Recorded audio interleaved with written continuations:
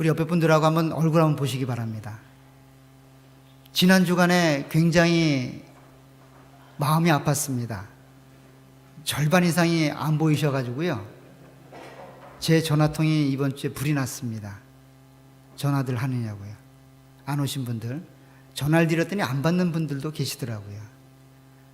이렇게 여러분들 다시 얼굴을 보게 돼서 너무 반갑고 또 환영합니다. 우리 정진호 선교사님은 오랜만에 잘 다녀오셔서 너무 감사를 드리고요. 이렇게 주일날 사랑하는 형제자매들을 만나게 되면 굉장히 기쁘죠. 즐겁죠. 예, 그런 주일이 되기를 주의 이름으로 부탁을 드립니다. 오늘 저는 여러분들과 함께 주일 예배의 감격을 회복하려면 이라는 제목으로 말씀을 나누려고 합니다. 근데 이 제목을 잡으면서 마음속에 두 가지 고민이 생겼어요. 첫째는 이 회복이라는 단어가 굉장히 짐으로 담아갔습니다. 회복하려고 하는 원형에 대해서 알아야 되는데 정말로 올바른 것을 우리가 알고 있을까라는 마음의 부담입니다. 그렇잖아요. 새로운 것을 배우려고 하면 문제는 되지 않습니다. 새로운 것이니까. 회복이란 말은 이전에 있던 건데 사라져버린 것, 사라져버린 그 내용을 다시 한번 되찾고자 하는 마음이 회복이란 마음 속에 있는데, 실제로 예배 속에서 우리가 잃어버린 것이 있을까? 라고 생각하는 부분이나, 도대체 하나님이 원하시는 그 원래의 모습은 어떤 것인가 라고 하는 내용을 잘 모르기 때문에 회복이란 말이 굉장히 어렵겠다라는 생각을 해보았습니다. 또 하나의 어려움은 무엇인가 하면 그 앞에 있는 단어예요. 감격. 예배의 감격을 회복하려면 사실 예배에 감격해 본 경험이 있어야 회복을 할 텐데, 그죠? 예배에 대한 감격하는 마음이 있었어야 목사님이 얘기를 하면 그 감격을 회복해야 되겠다라는 말이 될 텐데, 예배에 대한 감격이 정말 있었는지 여기에 다시 한번 퀘스천 마크가 걸리게 되었습니다. 방법론적으로야 수없이 이야기할 수 있고 수없이 그 내용을 전달할 수 있지만, 정말로 여러분들 마음속에 예배에 대한 감격, 그것을 회복하려는 마음, 그 내용이 가지고 있어야 되는데 그런 내용이 없을 때에는 이것 역시 하나의 새로운 내용을 전달하는 것에 불과하지 않을까라는 마음의 부담이 있었기 때문에 굉장히 마음이 힘들었습니다.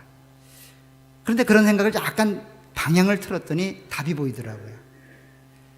자꾸만 사람들의 경험이나 우리가 가지고 있는 생각, 우리가 갖고 있는 어떤 공통적인 내용들을 가지고 접근하다 보면 답이 없죠.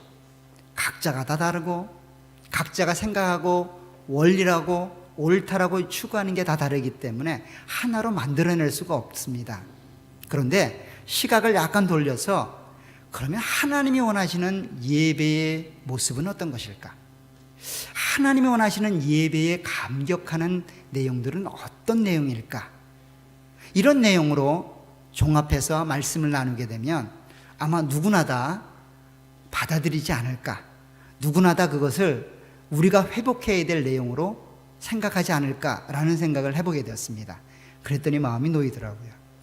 그래서 오늘 여러분들과 함께 어느 누구의 경험이 아니라 하나님이 말씀하시는 예배 감격을 회복하는, 어떻게 하면 그 감격스러운 예배에 동참하고 하나님이 찾고 하나님이 받으시는 그런 예배의 자리에 우리가 주인공이 될 수 있을지, 그 내용에 대해서 함께 나누도록 하겠습니다. 준비되셨죠? 예. 그러려면 한 가지 전제가 필요합니다. 내가 가지고 있는 생각을 잠시 내려놓으셔야 돼요. 여러분들이 가지고 있는 많은 생각들을 잠시 내려놓으시고 성경에서 말하고 있는 예배의 합당한 모습, 하나님이 원하시는 감격하는 예배가 어떤 것인지를 그렇게 한번 받아들이시기를 주님으로 부탁을 드리겠습니다. 저는 지난주부터 여러분들과 함께 예배에 대한 내용들을 하나씩 살펴보고 있습니다. 지난 시간에는 가장 중요하게 예배가 무엇인가를 함께 나누었어요. 그죠? 기억하시죠? 예배가 도대체 뭔가? 한마디로 만남이었다라고 이야기를 했습니다. 하나님과 사람이 만나는 것. 예배를 드리길 원하여 온 사람과 그 예배자에게 예배를 받기를 원하여 오신 하나님이 만나는 것을 우리는 예배다라고 이야기를 했습니다. 그런데 그 만남에서 가장 중요한 하나가 있다라고 말씀드렸습니다. 그것은 바로 예수 그리스도라는 거예요. 예수 그리스도를 중재로 하지 않고는 이 만남이 이루어질 수 없습니다. 예배를 드리러 나오는 사람은 예수 그리스도를 앞에 놓고 하나님께 나아가야 되고, 예배를 받기를 원하시는 하나님은 그 예수 그리스도를 중재로 하여 우리를 받아주신다고 말씀을 드렸습니다. 그래서 만남은 단순한 만남이 아니라 그리스도를 중재로 하나님을 예배하려는 사람과 참된 예배를 받으시길 원하시는 하나님이 만나는 것이다 라고 말씀을 드렸어요. 그래서 우리가 흔히 말하는 예배 보러 가자 라고 하는 말을 조금 주의해서 생각해 볼 필요가 있다라고 말씀을 드렸습니다. 왜냐하면 정말 구경꾼처럼 누군가가 하나님과 만나는 그 과정을 지켜보게 되면 안 되니까 예배는 드리는 것, 내가 그 예배의 현장에서 그 하나님과 실질적으로 만나는 그 만남의 당사자가 되어져서 그렇게 하나님과 만나는 것, 그것이 예배를 드려야 되는 합당한 모습, 하나님이 찾고 받으시는 그러한 예배였다라고 말씀을 드렸습니다. 바로 사마리아 여인에게 예수님이 말씀하셨던 것처럼 영과 진리로 예배하는 자, 성령 안에서 그리스도를 통하여 아버지께 나아가는 자, 그런 자들이 진실하게 예배를 드리는 자였고, 그런 예배를 하나님이 찾고 계시고 그런 예배를 받고 계신다라고 말씀을 드렸습니다. 이와 같은 예배가 그런 만남이라면 조금 전에 말씀드렸던 것처럼 누구나 다 그 자리에 갈 수 있는 것은 아니죠. 예수 그리스도를 통하지 않고는 그 아버지께로 갈 수가 없습니다. 아버지에게 나가려고 하는 자는 반드시 그리스도를 통하여 나가야만 합니다. 그리스도가 중재하지 않으면 그 예배는 올바르게 혹은 하나님이 받지 않는 그런 예배가 될 수 있습니다. 그래서 예배는 닫힌 예배입니다. 1990년대에 한국교회에 굉장히 큰 열풍이 불었던 한 가지 예배 형태가 있습니다. 열린 예배입니다. 여러분들 혹시 기억하십니까? 열린 예배라는 말 들어보셨죠? 아직 못 들어보셨어요? 네, 열린 예배라는 것이 90년대 한국교회에 굉장히 유행처럼 번져갔습니다. 열린 예배라는 말 뜻은 쉽게 풀이하면 이런 겁니다. 누구에게나 다 예배가 열려 있다는 겁니다. 그러니 누구나 다 오라는 거예요. 누구나 다.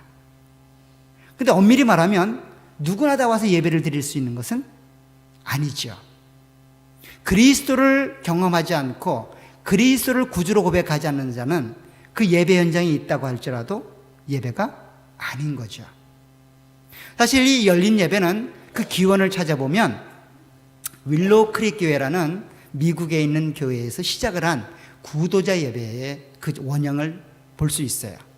빌 하이빌스라는 목사님이 인생의 참 의미를 찾기를 원하는 세상의 많은 사람들에게 그 인생의 참 의미가 그리스도에게 있습니다라고 그들에게 소개하기 위하여 그런 모임을 만들고 그것을 예배라는 이름을 붙이기 시작했어요. 그래서 그걸 번역하면 구도자 예배입니다. 엄밀히 말하면 예배는 아니죠. 복음을 전가하기 위한 모임 정도였죠. 그런데 세상 사람들이 모이기 때문에 우리가 생각하는 것처럼 이 절차에 맞는 많은 형태의 예배 내용들을 첨가시킬 수가 없겠죠. 그렇잖아요. 여러분들이 교회를 한 번도 안 다닌 친구와 예배의 자리에 오려고 하면 굉장히 부담스럽잖아요. 그래서 목사님이 파격적으로 모든 순서를 다 끊어냅니다. 찬송가 안 부릅니다. 세상 노래 불러요. 그리고 기도 이런 거 별로 없습니다. 순서가 굉장히 간편합니다. 그리고 테이블에 앉아서 서로 이렇게 뭐 마시면서 먹으면서 그렇게 모임을 주재하는 겁니다. 근데 그거를 구도자 예배라고 이름을 붙이기 시작했고, 그 구도자 예배에서 가장 필요하고 반드시 있어야 되는 내용은 무엇인가 하면 복음을 전달하고 결신하게 만드는 거예요. 이 내용이 없으면 안 됩니다. 구도자 예배는 반드시 그게 필요합니다. 그런데 90년대 많은 한국의 대형교회에서 부흥을 꿈꾸고 성지 순례를 간 게 아니라 미국의 큰 교회 순례를 떠납니다. 여러분들 잘 아는 것처럼 크리스탈 교회, 윌로우 크릭 교회, 수없이 많은 사람들이 갑니다. 가서 그들의 예배 스타일, 그들의 목회 스타일을 그대로 가져와서 접목하게 되죠. 근데 윌로우 크릭 교회에 가니까 빌 하이밀스 목사님이 이 구도자 예배를 하는 거예요. 그래서 그걸 갖다가 한국교회 열린 예배라고 사용하는 거예요. 큰 교회가 그걸 하니까 조그마한 교회들도 저기 뭐가 있는가 보구나. 그래서 너도 나도 할 것 없이 열린 예배라는 타이틀을 가지고 예배를 한국교회에 심기 시작했죠. 그런데 그 열린 예배의 주 대상자가 누가 됐을까요? 예, 교회 안에 있는 신앙이 약한 사람들, 교회 안에 있는 청년들, 전통적인 예배 형식에 침몰한 사람들, 이런 사람들 대상으로 파격적으로 순서를 막 바꾸는 거예요. 그러니까 많은 사람들이 얘기했습니다. 와, 진짜 살아있는 예배다. 살아있는 예배다. 그래서 그 예배를 막 따라가는 거예요. 그게 열린 예배입니다. 엄밀하게 말하면 구도자들을 위하여 복음을 증거하기 위해 했던 모임을 한국교회는 예배라는 틀로 가져와서 사용을 한 거예요. 그런데 조금 전에 말씀드렸던 것처럼 그 예배라고 하는 내용이 그리스도를 중심으로 하나님과 내가 만나는 것이라면 그 믿지 않는 사람들에게 예배 현장은 철저히 닫혀져 있습니다. 그렇게 열린 예배로 쓴 이유는 우리의 전통적인 예배가 닫혀있는 예배였기 때문이에요. 누구에게 닫혀 있을까요? 세상 사람들에게. 그러나 그리스도를 구주로 고백하는 모든 자들에게는 활짝 열려 있는 거죠. 누구나 다 올 수 있는 게 아닙니다. 하나님의 부름을 받고 하나님의 은혜를 경험한 자, 그리스도를 주로 고백하는 자들만 그 예배의 자리에 올 수 있습니다. 제가 말하는 것은 공간적인 참여가 아닙니다. 누구나 올 수 있지요. 그러나 하나님이 찾고 하나님이 받으시는 예배는 그리스도를 생명의 구주로 영접한 자, 그런 자들만이 하나님께 나아갈 수 있고 하나님이 그런 자를 받으신다는 겁니다. 이래서 우리의 예배는 닫혀있는 예배예요. 그런데 열린다라는 말에 너무도 마음이 뺏겨서 우리는 열린 예배가 더 좋은 것 같아요. 그죠? 네. 사실 이런 얘기는 하나만 생각해 봐도 쉽습니다. 여러분들 테니스 좋아하세요? 운동 경기 같은 거 좋아하시죠? 운동 경기 세계에 많은 운동 경기들이 있는데 딱 크게 나누면 두 종류입니다. 오픈자가 있는 것하고 없는 거예요. 오픈자가 없는 건 다 크로스입니다. 무슨 말인가 하면 US 오픈 테니스 대회 누가 참여할 수 있을까요? 저는 참여할 수 있을까요? 저 돈만 있으면 참여할 수 있어요. 왜 그럽니까? 오픈이잖아요. 누구나 다 오픈이에요. 돈만 갖고 오프라인 누구나 다 할 수 있어요. 근데 해본들 예선 탈락이니까 안 하는 거죠. 근데 오픈자가 없는 경기는 누군지 아세요? 아무나 오프라인 못 합니다. 여러분들 올림픽 나가고 싶다고 아무나 나가요? 아니에요. 퀄리파이 돼야 돼요. 퀄리파이 된 사람만 나가는 거예요. US 오픈은 누구나 다 돈만 있으면 다 신청 가능합니다. 여러분들도 가능할 수 있어요. 근데 우리는 알죠. 예선 탈락할 걸. 그러니까 그 선수들만 계속 나오는 거예요. 열린 예배라고 하는 것은 사실 그런 식으로 여러분들이 이해하시면 될 것 같아요. 누구나에게나 다 열려있다. 말이 안 되는 이야기인데 우린 그걸 쓰고 있어요. 굉장히 오용된 모습으로 쓰고 있죠. 그래서 마치 열린 예배를 하는 교회는 시대에 맞는 교회이고 열린 예배를 안 하는 교회는 시대에 뒤떨어진 교회, 고리타분한 교회, 이렇게 낙인이 찍혔단 말이에요. 한국에서. 그래서 청년들이 얘기합니다. 우리 교회도 열린 예배 하십시다. 참 답답합니다. 그런 사람들 만나볼 때. 제가 왜 이렇게 잘 이 얘기를 하냐면 제가 그 당시 한참 회심이 아니죠. 군대를 졸업하고 이제 전도사 되겠다고 신학교 가려고 막 준비하고 신학교 가서 그런 예배에 대해서 막 한참 열띠게 토론할 때예요. 토론할 때이기 때문에 그 내용에 대해서 잘 알죠. 우리의 예배는 닫혀 있는 겁니다. 철저히 하나님을 주로 고백하는 자들에게만 열려 있는 거예요. 그래서 우리가 드리는 예배에서 가장 중요하게 반드시 들어가야 될 내용은 뭡니까? 신앙 고백이죠. 전통적인 예배 폼에서 신앙 고백이 빠져버리면 그 예배는 닫혀있는 예배라고 할 수가 없어요. 신앙 고백은 반드시 들어갈 수밖에 없습니다. 왜냐하면 그 신앙 고백이 그 닫힌 문을 여는 하나의 수단이 되는 거예요. 이렇게 하나님이 허락하시는 예배, 그 예배는 우리에게만 허락된 특별한 하나님의 만남의 장소입니다. 굉장히 소중하고 굉장히 고귀하며 모든 자가 아닌 특별한 대상들에게 하나님이 허락하신 아주 영광스러운 자리입니다. 그 영광스러운 자리에 누가 부름받은 거예요? 여러분들이 주인공으로 부름받으신 거예요. 하나님이 여러분들 한 사람 한 사람을 그렇게 부르고 계시다고요.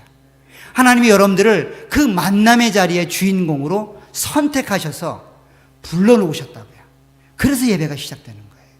그래서 그런 영광된 자리에 여러분이 있음을 기억하실 주 이름으로 부탁을 드립니다. 그런데 왜 우리는 그 영광된 자리에 감격이 없을까요? 그렇잖아요. 하다못해 문재인 대통령을 만난다라고 생각해 보시면, 뭐 여러분들 중에 문재인 대통령 싫어하시는 분들도 있겠지만 문재인 대통령을 한번 만난다라고 생각해 보세요. 캐나다 전역에서 한 명이 뽑는데 내가 됐다. 어떻게 하시겠어요? 준비하고 가지 않겠습니까? 물론 안 가실 분도 계시겠지만, 그렇게 자기 자신이 고귀한 모습으로 그렇게 하나님의 부름을 받고 선택을 받았다고 하는 그 예배의 자리가 왜 우리에게는 감격이 없을까요? 왜 우리에게는 무덤덤하게 그렇게 예배의 자리가 우리에게 다가오고 있을까요? 그 내용을 한번 해보도록 하겠습니다. 그렇게 철저히 외부인에겐 닫혀 있지만 하나님의 은혜를 경험한 자들에게 열려 있다면, 그 열려있는 그들에게는 적어도 감격의 순간이고 기쁨의 순간이고 그 시간을 기다려야 되는 그런 은혜로운 자리가 되어야 되는데, 우리 역시 그렇지 않은 사람들과 동일한 모습으로 주일을 맞이하고 있다면 뭔가 문제가 있는 거죠. 하나님이 틀렸든지 아니면 우리가 잘못됐든지 둘 중에 하나일 겁니다. 자, 출애굽기 20장으로 가게 되면 이와 같은 모습을 이렇게 설명합니다. 출애굽기 20장에 가면 안식일이라고 하는 하나님이 정하신 날을 하나님이 어떻게 살라고 이야기하시냐면 거룩하게 지키라고 명령하십니다. 8절에 보면 이렇게 말합니다. 안식일을 기억하여 거룩히 지키라. 안식일과 주일에 관한 이야기는 아마 앞으로 있으면 기회가 있으면 하게 될 텐데, 주일을 거룩히 지키라는 이야기와 동일한 이야기입니다. 그런데 그 한 날을 거룩히 지키기 위해서 하나님이 요구하시는 내용이 있습니다. 어떻게 하면 거룩하게 지킬 수 있는지 그 방법을 제시하셨는데 9절에 나와 있습니다. 9절에 보면 엿새 동안은 힘써 내 모든 일을 행할 것이나 일곱째 날은 내 하나님 여호와의 안식일인즉 너나 내 아들이나 내 딸이나 내 남종이나 내 여종이나 내 가축이나 내 문 안에 머무는 객이라도 아무 일도 하지 말라라고 말합니다. 주일을 거룩하고 하나님이 원하는 모습으로 드리기 위해서는 하나님이 제시하는 내용은 뭡니까? 6일을 성실하게 살으라는 거예요. 6일을 성실하게 최선을 다해 살지 못하면 주일을 온전하게 드릴 수 없다는 거예요. 6일을 제대로 살지 못하면 이 한 날도 제대로 살 수 없다는 거예요. 이 한 날을 제대로 살려면 6일을 최선을 다해 살으라는 거예요. 그러면 이 한 날을 잘 살 수 있다는 거예요. 맞죠? 6일 동안 열심히 살게 되면 7일은 쉬게 됩니다. 그런 경험 여러분들 해보셨어요? 일주일간이 너무너무 힘들어서 마지막 7일이 기다려지는 때가 있습니까? 기다려지는 때가 있어야 되는데, 그죠? 그래야 회복할 거 아니에요, 그죠? 저도 그런 때가 있습니다. 제가 처음으로 유학을 와서 영어가 안 돼가지고 굉장히 고생을 했어요. 지금도 영어가 안 되지만. 그 안 되는 30 중반에 와가지고 영어를 하려니 되겠습니까? 근데 영어를 하기 위해서 영어만 할 수 있는 것도 아니고 수업을 따라가야 되고 숙제를 해야 되니까 처음 한 4년 정도는 거의 3시간 이상 잠을 잡은 적이 없어요. 거의 2시까지 숙제하고 5시에 일어나서 나머지 숙제하고 밥 먹고 학교를 가야 됩니다.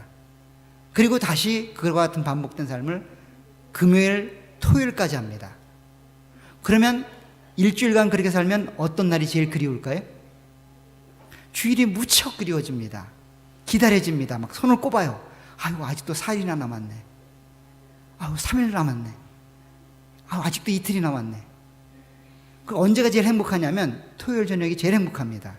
왜 그럴까요? 내일은 안 해도 되니까. 내일은 안 해도 되니까 기쁜 거예요. 그래서 주일날 교회 가는 날이 너무너무 행복하더라고요. 막 제가 사실은 목사가 됐잖아요. 그때 이미. 이전에 느끼지 못했던 그런 행복감이에요. 너무너무 즐겁습니다. 그날 하루는 공부를 잊을 수 있으니까. 그 공부가 다른 공부가 아니라 하나님 공부였어요. 사실은 헬라어, 히브리어하고 성경 연구하고 이런 건데 그걸 영어로 하려니까 머리가 터지죠. 그래서 주일날만 기다리는 겁니다. 주일날만 기다리게 되면 그 주일날이 그렇게 즐거울 수가 없어요. 안 들리는 영어가 다 들립니다. 목사님이 설교하면. 말하라면 못하죠. 근데 그런 상황이 계속 반복되더라고요. 결국 내가 6일간 어떻게 살았느냐가 7일날을 결정하게끔 되어 있어요. 7일날. 근데 제가 지금 말하는 것은 그런 세상적인 어떤 일에 열심을 내라, 단순히 그 얘기가 아니라 그 일을 감당할 때 신앙으로 감당하셔야 돼요. 신앙으로. 세상 사람들과 똑같은 방식으로 그렇게 그 일에 빠지면 주일날 오면 어떻게 되는지 아세요? 교회 와서 싸우게 돼요. 정말로 영적으로 싸워야 될 그 세상 현장에서 세상과 그냥 짝하고 살아가겠다가 주일날 오게 되면 주일날 정말 싸우지 말아야 될 사람하고 싸우게 된다고요. 여러분들 아닌 것 같은데 그런 경우를 저는 한국에서 많이 봤습니다. 장로님이 그러더라고요. 그분은 늘 오시면 특징이 하나 있습니다. 주보를 살피는 분이에요. 예배 후에는 반드시 불려갑니다. 뭘 찾아내느냐 하면 오타를 그렇게 찾아내세요. 기가 막히게 찾아내십니다. 숫자가 틀렸다느니 받침이 틀렸다느니 이런 얘기 하시는 분이 그런 분이에요. 또 어떤 분은 이럽니다. 오늘 목사님 넥타이 색깔이가 맞지 않네. 왜 저런 넥타이를 메고 오셨대? 또 어떤 분은 그럽니다. 야, 오늘 찬양대 화음이 안 맞네. 이런 정말로 쓸데없는 일들에 우리의 마음이 빼앗긴다고요. 어떻게 하면요?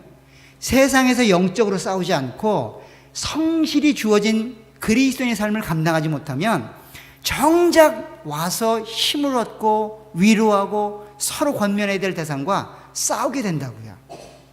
싸우게 된다고요. 반면 세상에서 믿음으로 살려고 애쓰고 노력하고 그곳에서 피비린내나게 싸움을 감당하면 토요일날 혹은 주일날 교회 성도를 봤을 때 울게 된다고요. 왜 울게 될까요? 너무 고마워서. 저 친구도 나 같은 삶을 살았겠거니 하는 그런 마음의 생각이 들기 때문에 눈물이 나는 거예요. 주일날 만나면 그래야 됩니다. 그리고 그날이 그리워져야 돼요. 왜 그렇습니까? 나보고 싸우라고 명령 내리신 분이 나를 기다리고 있는 날이에요. 그 하나님을 만나는 날이잖아요. 하나님을 만나서 그래 잘 싸웠어. 싸웠으니 조금 쉬어.